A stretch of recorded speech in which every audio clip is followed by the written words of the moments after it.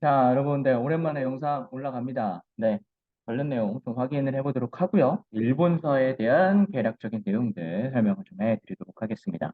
네, 화면 공유하겠습니다.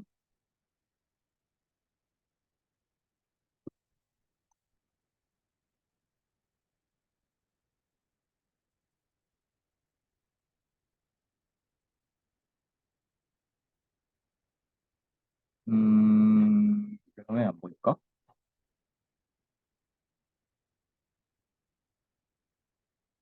됐다. 네. 자, 일본의 여러분 고대와 중세 공부해보도록 하고요. 다음 시간에 이제 근대, 네, 근세, 근대라는 이제 부분들 다뤄보도록 하겠습니다. 자, 여러분, 먼저 일본의 주인은 누구인가라고 되어 있습니다. 여러분 이제 내용을 좀 보셔야 되는데,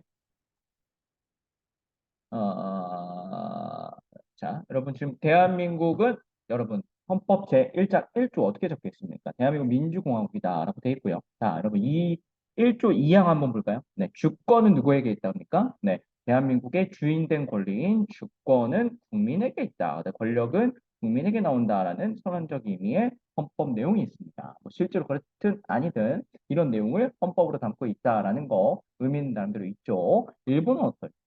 자, 일본은 이렇게 적혀 있습니다. 일본국 헌법 1조는 천황이 상징이고 천황이 국민통합의 상징이다. 뭐 이런 식의. 네. 결국 일본은 헌법 1조에서 대한민국은 국민에 대해서 설명을 하고 있지만 일본은 천황에 대해서 설명하고 있다라는 다른 점이 분명히 존재합니다. 어, 네.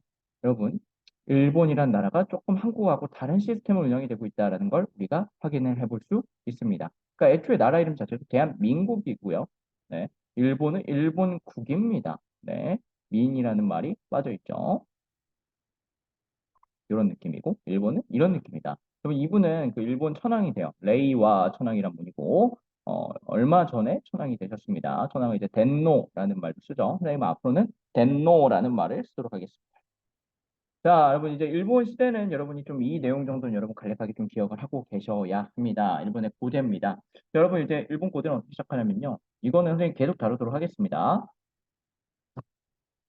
자, 여러분 일본인은 어디서 왔을까라는 주제를 다루고 있습니다. 자, 여러분 이제 왼쪽은요 미생인이라고 되어 있는 거 보니까 야요이 사람들을 말하는 거고요. 오른쪽은 승문, 조몬인을 말하는 겁니다. 그래서 야요이랑 조몬 한번 적어 보시고요. 자, 여러분 최초의 일본 사람들은 어떻게 생겼을지 한번 볼게요. 자, 여러분이 생각하는 일본 사람의 이미지 이렇게 생겼습니까? 이렇게 생겼습니까? 대부분은 이렇게 한번 떠올리실 거예요. 네. 근데 여러분 최초의 일본인은 네, 이렇게 생겼다라는 게 우리가 생각하는 일본인이고요.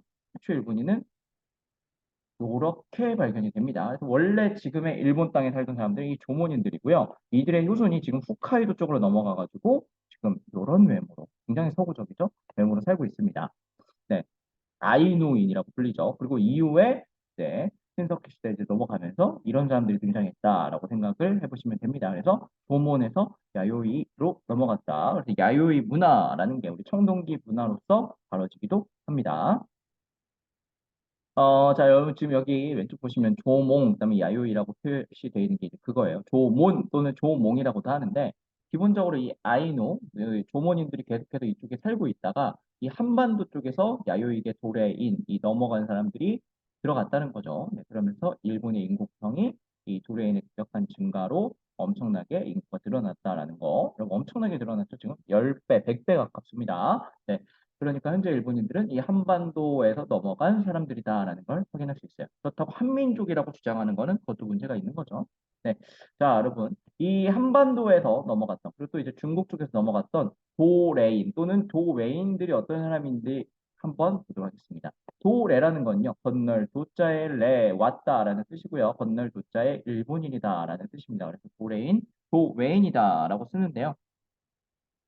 이때쯤 되면 가장 유명한 사람으로 이 사람이 등장합니다. 여러분, 이거는 일본의 일만엔이고요. 가장 일본의 유명한 화폐인데 이 화폐에 등장하는 인물로 쇼토쿠 테자라는 사람이 등장합니다. 쇼토쿠 테자. 네.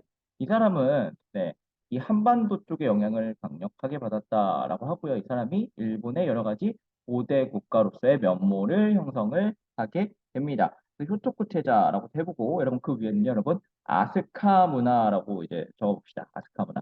이때부터 중국과 한반도를 중심으로 청동기가 지나면서 다양한 문화가 들어오고요. 이때 새롭게 발달한 문화를 아스카 문화라고 하고 이 당시 이 쇼토쿠 태자를 중심으로 한 여러 왕들이 있었던 당시의 정권을 우리가 야마토 정권이라고 합니다. 야마토 정권. 그러니까 정치적으로는 야마토 정권이고요. 문화적으로는 아스카 문화가 등장했다. 그리고 이거를 주도했던 게 도레인들이었고 이 도레인의 중심이 됐던 게 바로 이 쇼토쿠 태자다라는 거를 여러분이 정리하시면 되겠습니다. 어렵지 않죠?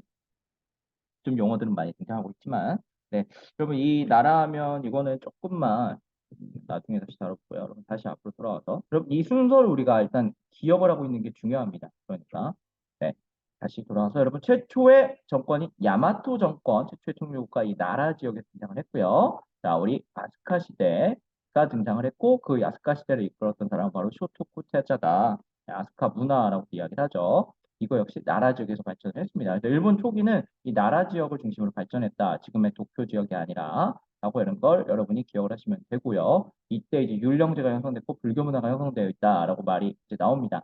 여러분 우리 고대 국가의 조건, 우리 중국사 특히 당나라 공부할 때 나왔습니다. 율령이라는 게 등장해야 되고요. 불교라는 것도 등장하는 게 아주 중요합니다. 이런 불교를 통해서 국민을 하나로 묶을 수 있고요. 율과 령이죠. 율은 형법, 령은 행정법입니다. 이 두 개를 통해서 백성들을 통제할 수 있는 거예요.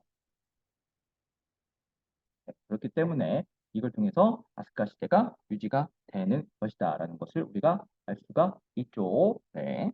네, 여러분 요 정도까지 일단 다뤄보고 여러분 과제를 하고 오시기 바랍니다. 네, 여기까지 하겠습니다. 네, 수고했습니다.